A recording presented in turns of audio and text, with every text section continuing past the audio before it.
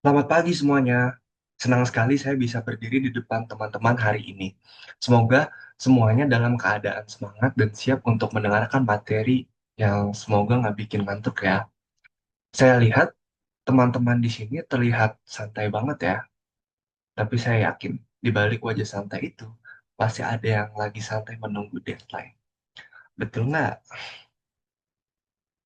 Perkenalkan, saya Satria Jaya Winata, mahasiswa program studi manajemen Universitas Pakuan dari kelas 3D dengan NPM 0211242448. Pada kesempatan kali ini, saya akan membawakan topik yang sangat dekat dengan kehidupan kita sebagai mahasiswa, yaitu kenapa kita sering menunda-nunda tapi panik di akhir.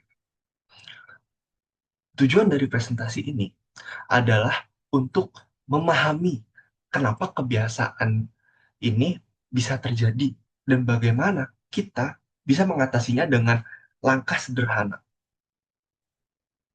Nah, coba deh jujur, siapa di sini yang pernah bilang, ah masih lama kok deadline-nya. Lalu malam sebelum pengumpulan baru sadar, tugasnya belum setengah jadi.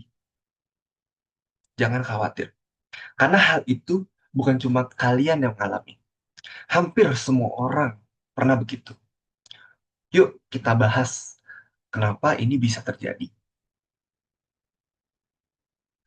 Fenomena menunda pekerjaan ini sering banget terjadi di sekitar kita. Kadang kita sadar sedang menunda-nunda, tapi tetap melakukannya. Nah, ternyata penyebabnya nih bukan cuma malas, tapi karena ada pola pikir dan kebiasaan terbentuk secara tidak sadar. Presentasi ini akan menjelaskan alasan psikologis di balik kebiasaan menunda-nunda dan dampaknya terhadap produktivitas. Secara istilah, kebiasaan menunda disebut prokrastinasi. Ini adalah kecenderungan seseorang untuk menunda pekerjaan, meskipun tahu akan ada konsekuensi negatif. Misalnya, sudah tahu tugas penting, tapi tetap menunda-nunda karena merasa nanti juga bisa. Biasanya, baru bergerak ketika waktu sudah hampir habis. Nah, di sini masalahnya. Prokrastinasi bukan sekedar soal waktu, tapi soal kebiasaan berpikir. Ada tiga alasan utama kenapa kita sering menunda-nunda. Yang pertama, namanya planning fallacy. Kita terlalu optimis menilai waktu yang kita punya.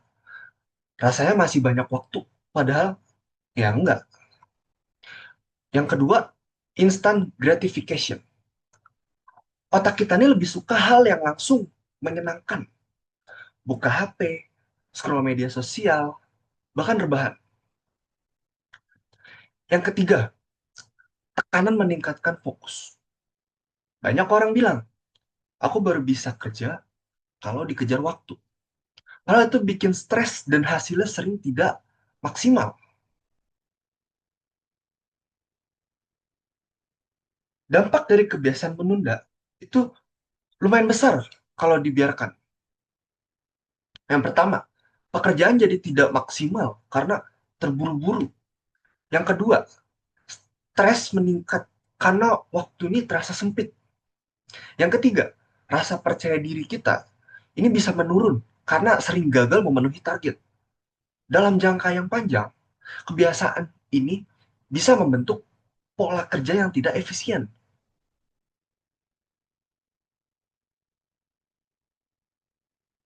Tapi kabar baiknya, kebiasaan ini bisa dirubah pelan-pelan. Mulai dari hal kecil, seperti mengerjakan tugas 5 sampai 5 menit dulu. Lalu ada teknik Pomodoro, 25 menit fokus, 5 menit istirahat.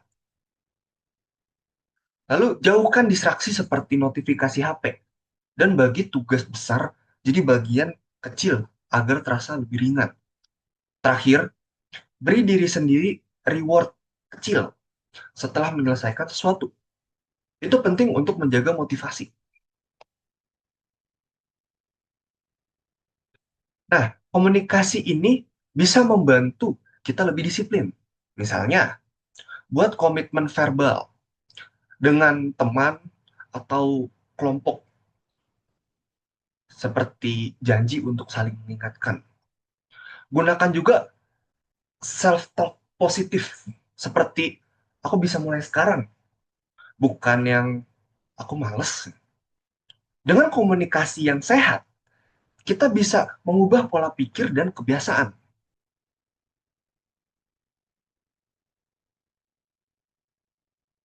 Jadi, menunda kebiasaan bukan sekedar malas, tapi cerminan dari bagaimana kita mengatur pikiran dan waktu. Kita sering kalah. Aduh. Jadi, kebiasaan menunda bukan sekedar malas, tapi cerminan dari bagaimana kita mengatur pikiran dan waktu. Kita sering kalah oleh rasa nyaman sesaat, padahal hasil jangka panjang jauh lebih penting. Mulai sekarang, ubah mindset dari nanti aja, jadi mulai aja dulu. Karena langkah kecil hari ini bisa mencegah kepanikan besar di akhir. Sebagai penutup, izinkan saya menyampaikan satu kutipan. Waktu terbaik untuk memulai adalah kemarin. Waktu terbaik kedua adalah sekarang. Jadi, jangan tunggu inspirasi datang. Mulailah dulu, karena seringkali yang kita butuh hanyalah niat kecil untuk bergerak. Terima kasih atas perhatian teman-teman semua. Semoga setelah ini kita bisa ngerjain sebelum deadline, bukan saat deadline. Saya pamit.